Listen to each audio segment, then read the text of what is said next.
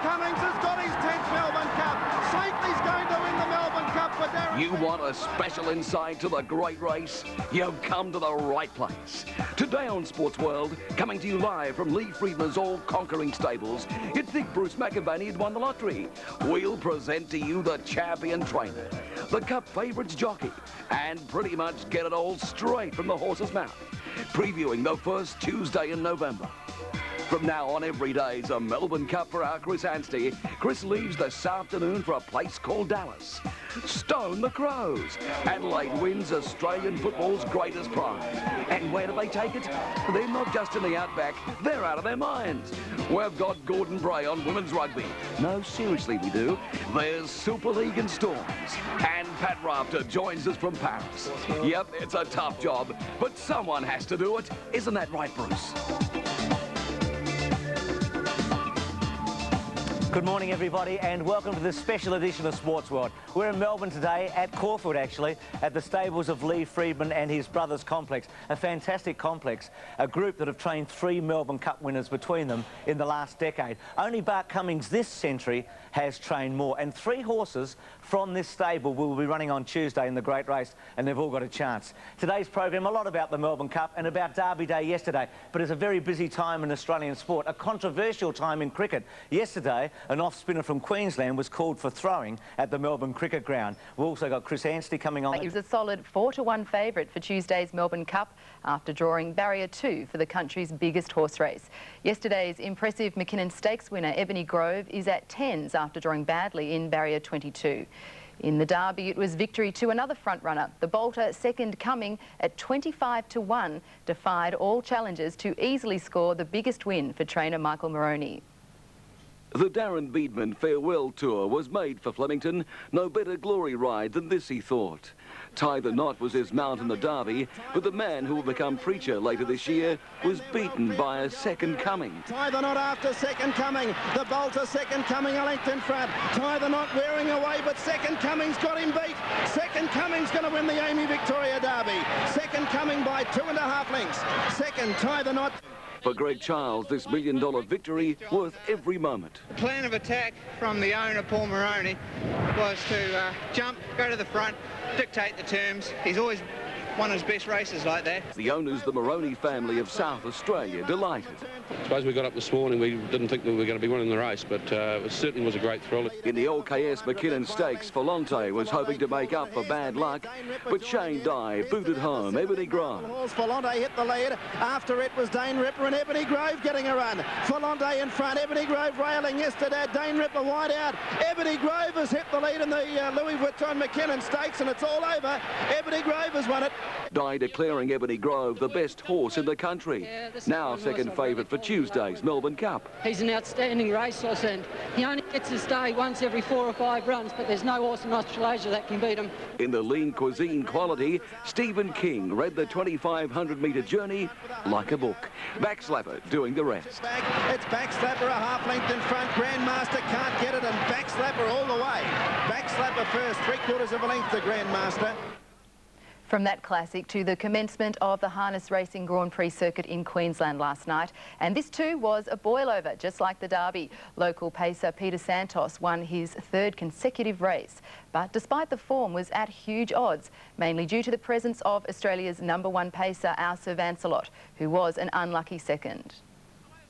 Here comes the fave, Elsa Vancelot, but he's still 3 away from the leaders. Son of Pearl in front, Peter Santos on the outside, Elsa Vancelot, I don't think he'll reach them. Peter Santos and Neil Coy, Son of Pearl fights on, Peter Santos, it's an upset, but it's a Queensland victory. Peter Santos has won from either Elsa Vancelot or Son of Pearl, I'm not sure. Pulaski just behind them. It's been anything but an easy start for defending champions, the Brisbane Strikers, in this year's National Soccer League season. In their clash with Carlton, not only was captain Frank Farina sent off, but they lost the game 1-0. Adelaide City beat the Canberra Cosmos 2-1, and South Melbourne remains unbeaten after its 2-2 draw with Marconi. Farina has been looking for the right formula with his Brisbane side. Welcome back to Sports World. We're at Lee Friedman Stables on the Sunday before Tuesday's Melbourne Cup. 3 horses from the stable will be running, and they've all got a terrific chance. More about racing later in the program. Time to talk cricket. Not good if you're...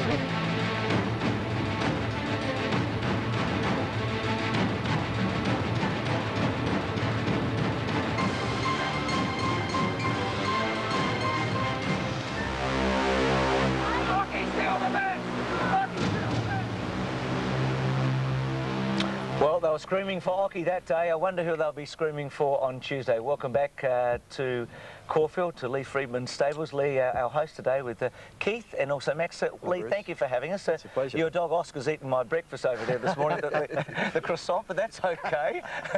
Leave anything around here. There's no doubt about that. Welcome, Max, and welcome, Keith. Gee, the sun's shining. The moment Max walked through the gate, Keith, the sun came out. Yeah, but it's, the odour's not real good. Oscar's done something to Keith's leg. It's lovely to be amongst the hay bales here. If you start the line dancing, don't let me cop Max for a partner. It was like a second coming when Max walked in, wasn't it, this morning? Beautiful Sunday. Lee, what was your day like? You won one of the races that we're not going to show today, actually, which was Kensington Palace, but you had a couple of placings in the Group 1s and just missed out on one of them. Yeah, I took some really good chances there yesterday, and as you said, she won the Wakeful. We just got tipped out in the Carbine Club, just got tipped out in the Salinger, and arguably a little unlucky in the McKinnon too, so I was very happy with how the horses ran. Yeah. Keith, it was a bit of a changing of the guard, Max. Last year, Gay Waterhouse and Lee dominated, and we see the big trainers on Derby Day over the years. Michael Moroney, Paul Perry, Graham Rogerson. They were the names of the winning trainers of the Group 1 races. Different set, wasn't it? We saw a 22,000 yearling purchase win the $1 Million Classic to the Amy Victoria Derby, and he won it a bit like Might and Power won the Caulfield Cup, challenged and drawing away on the line, 3 lengths the margin. I think it's got to be mentioned now, Bruce, about the savage track bias at Flemington yesterday. I think it did Victorian racing no credit. I don't want to be unkind to very generous hosts, but that was not good enough, that track, for a big Group 1 day. This is the biggest day's racing in Australia. Could well be the biggest day's racing in the world. You've got to have a level playing field. What do you think, Lee? Well, he's been nodding his head. Pretty hard to win if you weren't on the fence. It was disappointing, isn't it? You know the year that Paris Lane won the McKinnon, it was a bit similar? When he got up on the inside in 1994 when June, it was a bit similar that day. Your memory's better than mine. Yeah, no, the fence was good that day as well. But yesterday, if you didn't find the fence, you had very little chance. I think it's illustrated in one of the races we'll show to the Salinger when only 2 of the sprinters came to the inside rail. Well, let's go to the Derby. We'll talk more about this. Lee's horse, Carlos Stead, ran a good race. He went back to the rail near the end and finished third, but you can take nothing away from the winner's second coming, and a very good ride by Greg Charles. When they swept towards the 800, second coming 3/4 on Mustang Red, 2.5 Encounter on the inside of Danisarai, 1.5 to Kilkia, followed by Carlos Stead, who's following the favourite to the turn, and then spying 1.5 to Tie the Knot, 2 to Schubert when they came towards the bend, and they're followed by Gold Guru, then Prince of Luca, back around the home turn now. Brave Prince is second last, switching to the inside, giving them a long start. We're second coming, bolted 3 lengths in front at the 400 from Mustang Red. Carlos Stead, here comes Encounter with his run now, and Beedman has Tie the Knot, unwinding a fantastic finishing run at the 300. Second coming, still 3 lengths in front of Tie the Knot and Carlos there. The rest can't go on, headed by Encounter. Second coming, 150 to go, still by 2 lengths. Tie the Knot is trying ever so hard at the 100. Second coming's done it all out in front, holds them at bay. It's second coming clear, and second coming the Kiwi wins the Derby by 2.5 to Tie the Knot. He was very impressive, particularly in the last 100 metres when he drew away again. 3 horses, Lee, who you were talking about just then, in their first preparations, and you believe have a terrific future. Yeah, I think it's a marvellous effort. All these horses probably surprised, well, my horse certainly surprised me during the winter, and I didn't get much opportunity to give him a rest. Yours was the grey there, Carlos there. Yeah. And he had 3 weeks off in the stable, and that was all. And my mate Guy Walter trains the second horse, and he had a similar situation, as was the winner. So they've done very, very well. First and third Cornell at a pretty modest handicap over 1,500 metres at Moonee Valley in July, and also running in that race was Bohemoth, who flashed home to run 4th. So it's rare on a first campaign that we get 3 of the first 4 place getters in the Derby come out of a mid-winter race. What did you make of the Cox Plate form with Schubert and Encounter? Did they fail to stay yesterday, or do you think that the furnace, the heat of the Cox Plate told on them? It's hard to say. I think Schubert probably had a very hard run. In the Cox Plate. But it's hard to say whether you can... Yeah, a bit of both. I think, look, before the race, to be honest, I thought that the Derby was mostly one on class.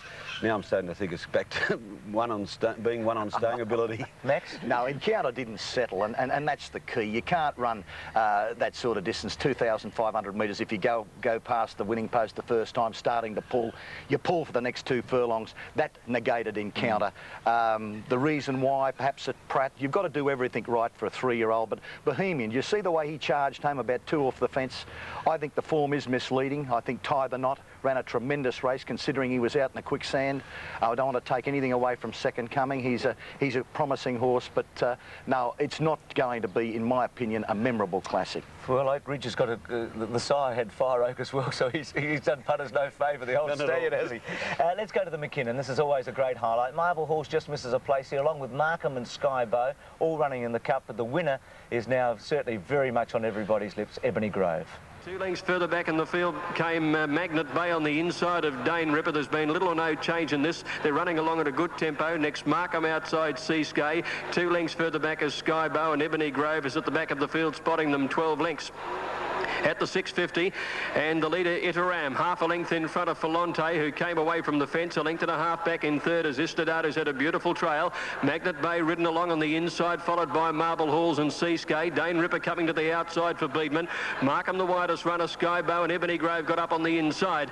Iteram at the 400 in front. Now Cassidy calling on Falonte. Istadard a length and a half away third. Marble Halls is flat to the boards. Ebony Grove is running on strongly along the rail, and Dane Ripper coming wider out with a good run. At the 200-metre mark, Falonte hit the lead. Dane Ripper coming at it, followed by Istadard and Marble Halls, and Ebony Grove through on the inside with a fantastic burst. Ebony Grove pounced on the front, draws away, and Ebony Grove goes on to win by a length to Istadard second. Either Falonte or Marble Halls for third. A photo there. And Greg said just after that, Greg Miles, the race caller, we might have a new Melbourne Cup favourite. I thought at the time he was right. We don't right now, but how impressive was he? Look, they've got to be good enough to win, and he's a very good horse, but he was on the right part of the track, and he had a beautiful run through. Nothing got in his road, and he got on the inside rail. I honestly thought my horse's run was as good as his. You remember Shane Dye, Bruce, at the Jockey of the Spring Carnival, made an amazing statement. He said this horse, Ebony Grove, is the best horse in Australia when he's on song. Well, yesterday I think he sort of, he probably gave Shane's statement some credence. Max has fallen off his chair. You've got to get everything to suit Ebony Grove, and when he is on his day, he is a very hard horse to beat, and I wouldn't be surprised if Tuesday is a day too. But nevertheless, you see the beautiful rails run he received. He can rattle off a brilliant section at the end of his races. That's the sort of horse he is. But on other days, well, he falls a little bit short of Now, importantly, he has pulled up well. He worked this morning. He's been to the beach this morning. Okay, terrific. Lee, the Salinger Stakes, the straight race. Tell us about, Rock You was back from 10s to 11 to 2, your horse. It's gone over to the inside with No Toit. Nikolic, Danny Nikolic, you told him to go there. And did you ask him also to try and talk Lenny Beasley into going there on No Toit? It was a mistake, wasn't it? It was a mistake. That's what happened? That's what happened, yeah. Well, look, I looked at it this way. The inside rail had been brilliant all day. The only reason all these horses go to the outside all the time is because the stalls are there now. And I thought, well, where I was drawn, I was only going to end up in the middle of the track and have no hope. So I said, go to the inside rail. It's quite ironic, isn't it? The barrier draw has won and lost races down the straight. Now they've changed things. It happened again yesterday. Well, perhaps the rest of the week they might you might get that congestion on the outside rail. They might start going down the inside rail. Right. We've just about got to wrap up, and you've got other commitments, Lee. Your 3 horses that are behind us this morning: Doremus, Marble Halls, and Always Aloof. Well, look, I'm very happy with all 3 of them. Doremus is a magnificent stayer. I mean, if you look at horses that can run 3,200 metres and carry weight, he's the best horse in the race for that purpose. Marble Halls probably needed an inside draw, but he's got it now, and I've liked his run yesterday. I thought he went really well. And Always Aloof, well, I'm happy with how he's going. He's run in the Caulfield Cup, foxed me a bit, but he's gone terrific since then, so I really think all 3 of them are going to run super races. Could you pick one? Is it hard? I'd have to go to Remus. Okay, and if it rains, you'll probably be favourite. But having said that, I think we're all kidding ourselves. If this wasn't the Melbourne Cup, the current favourite would be Two's On. Two's On, Might and Power. Well, he's won a Caulfield Cup by 7.5 lengths, broke the course record. Well, Jimmy Cassidy's going to join us later in the day, and he'll be pleased because we're going to have a full Melbourne Cup preview. And Lee, thank Emma, by the way, your daughter, for the biscuit. It was a lovely present this morning. She'll appreciate it. Tell her Oscar got that as well. Don't go away, Lee and Max. Go and have some breakfast and have a coffee. Frankie Dettori's in the air as we speak. He rode in Paris overnight. He's flying here now. Hello, Oscar. And here's Oscar. We'll take a break. We'll be back with more after this. You're a bloody idiot.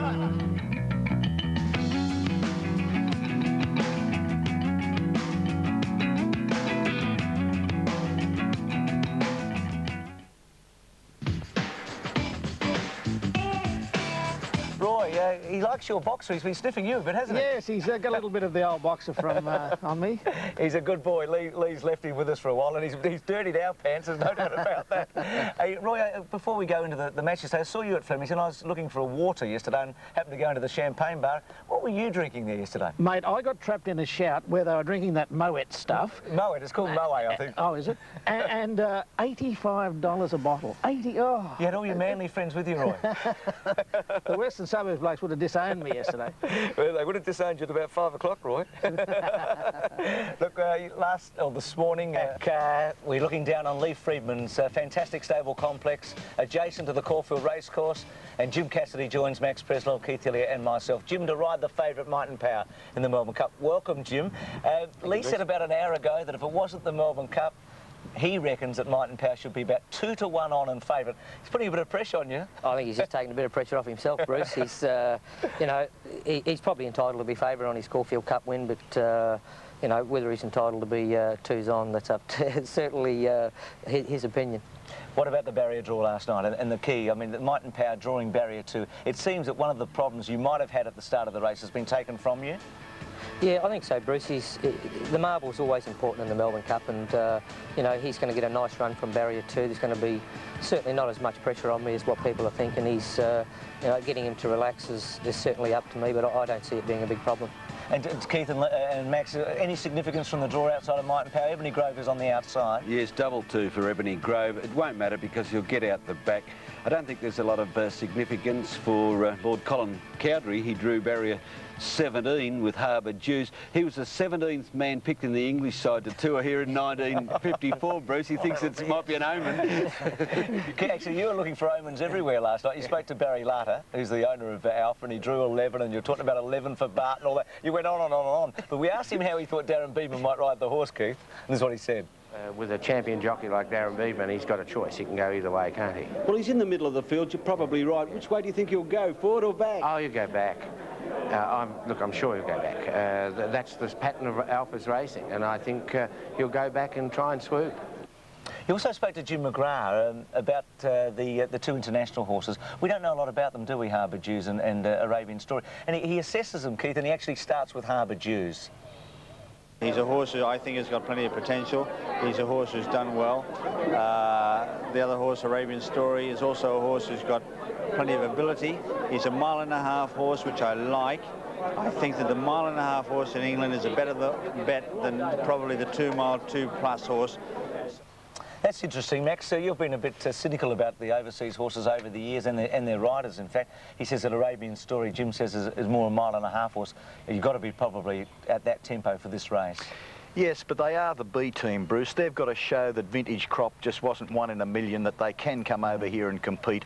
And I'm certainly not bagging Dettori. Frankie Dettori is one of the great jockeys, and I look forward to seeing him in the Melbourne Cup. But I don't want to back either of these 2 horses. Well, they both galloped this morning at Sandown.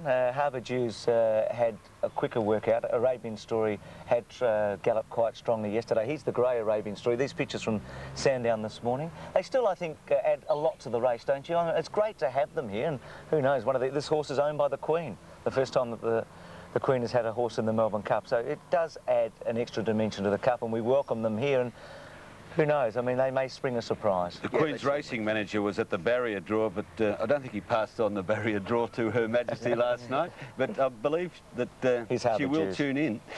I'm sure she will. Here's Harbour Dews. I thought Harbour Dews was the tougher of the 2. The other one appears to be a bit of a show pony. This is a racehorse, and he seems to have acclimatised well. It's just a matter of, are the B grade good enough to take on our A grade on our home tracks? Yeah, I remember when you had horse and jockey Vintage Crop in the B grade division a few years back, Max. Well, he was a hurdler, but everybody's got to be wrong. What about the betting? Do you think Doremus would run favourite if it was wet, or do you think Might and Power now will retain favouritism whatever happens? Oh, no doubt Might and Power will start favourite. The only threat to him would have been Ebony Grove, but when you think record Caulfield Cup winning margin, fastest metric time, it's always been the most traditional and important lead up to the Melbourne Cup. 2 brothers there on the in the top 3. Linesman to be ridden by your brother Larry, and you're on Might and Power. A lot of people, Jim, are interested in how you're going to settle down and where you're going to ride the horse. So, given the ideal scenario, would you lead on him, or would you prefer to take a sit? And the good chances that if you take a sit, it might be your brother out in front on Linesman. Yeah, well, it's just something I've got to sum up in the first furlong or two, Bruce. As I said, I won't be making up my mind until we sort of get out and get rolling. There's a couple that might like to go along, Crying Game and Linesman, if they're happy. Would you prefer that? Well, I probably would, yeah. You know, who knows? I might end up sort of 6th or 7th, somewhere like that off the bit. Might surprise a lot of them. And like, if he relaxes, that's only that's my game Jim, plan, is to get him to relax. Is it fair to say that your biggest problem in winning this Melbourne Cup will be Might and Power's behaviour in the mounting out before the race has even started? Well, it's always it's a pressure race. The atmosphere's there, and horses are inclined to get keyed up prior to the race. And he's that sort of horse, isn't he? Well, he can get a little bit keyed up, Bruce, Keith, but like the last couple of weeks he's relaxed. He's done everything right. So, you know, luck plays a big part in winning any race, let alone a Melbourne Cup. And if things go his way, there's no reason why he can't win the Cup. Jim, how did he settle in the Caulfield Cup? I mean, he must have settled well. He won by 7.5 lengths, but he seemed to race very boldly. We're watching you here at the moment, just before the turn. Well, the thing is, Bruce, everyone says that he led and he went hard. Fair enough, he led, but he didn't go that hard. Throughout the whole race, the only time he got away from them was coming to the corner when I let him run. I clicked him up half mile from home. Prior to that, from about the 1200 to the 800, he relaxed beautiful, and when I clicked him up at the 800 and let the brakes off, it was shut the gate. I think what this vision is showing us is that no horse behind Might and Power can beat him home in the Melbourne Cup. I think the freak aspects of that run was, how often do you get a front runner that can run a faster last furlong over a distance like 2,400 metres than any other horse in the race, particularly those like Doremus that were doing it early, easy early. They never came home as quick as this horse. He is a freak. If he reproduces that form on Tuesday, he will win the Melbourne Cup and win it well. The if is the point, the enclosure, whether the hands, the magic hands of Cassidy can get him to settle. Jim, give us a look at your dukes there. Let's just see. They're beautiful, mate. There's the secret. Nice and relaxed. There's the secret to You've done a bit of pugging with those, haven't you? We're going to have a quick look at the McKinnon, the finish of the McKinnon, which we showed earlier. What about the inside bias yesterday? I mean, that surely is going to be a key. We see Ebony Grove will get through. Marble Horse. I'm just pleased, Bruce, that the VRC are not going to worry about the inside. They're not going to water it, which I think is great. There's no rail going out, and you know, I think the track's going to be uniform. And you know, provided we get no... It wasn't uniform yesterday. Yesterday it wasn't, but we're talking about Tuesday. You know, different track yesterday. If the rails is better. Bruce, it's going to be uniform for Might and Power. I mean, it's going to be like being on the highway of the fence. If anyone's watching these other jockeys, the best part might be 3 or 4 off the fence, guys. That's going to be a jammer. Did you ride the horse this morning? No, I haven't been on him. First time I've been on him this preparation was the Caulfield Cup, and second time it's going to be Melbourne Cup Tuesday. That's amazing, isn't it? Well, you've got a saying about that, and the hot seat for jockeys. What is it? Well, he's trained by Jack Denham. He's ridden perfectly by Brett Grant every morning, and look, I don't want to be on him till Cup Day, and let's hope I'm doing the same salute. What are your tips, Keith and Max? I'm going for Ebony Grove to beat you, Jim. I've liked him for a long time, but I think you've got a great chance with Might and Power. One of the pair will win, to my mind, and Doremus next best. Max? Only bad luck will beat Might and Power, and I say that because I don't regard Ebony Grove as one of the all-time greats, but I do think he's got a terrific chance in this Melbourne Cup. Doremus too, I think he's probably, he's too old, many would think, but he's got the credentials. Lee's got him going well, and I think he can play a part in it, but I think all being right and well with Might and Power, the luck, he'll win the race. And 25 degrees on Cup Day. Oh, beautiful. Beautiful. I think you're going to win, Jim. Thanks, Bruce. I think you're going to win. You're going to win your second Melbourne Cup on Tuesday. Good luck. Says that to all his guests. I told Lee that too in the commercial break about his 3. Thank you. Good luck. Thank you, Bruce. You too, Keith and Max. See you at the Cup. We'll see you at the Cup. We'll take a break. We'll be back with more after this.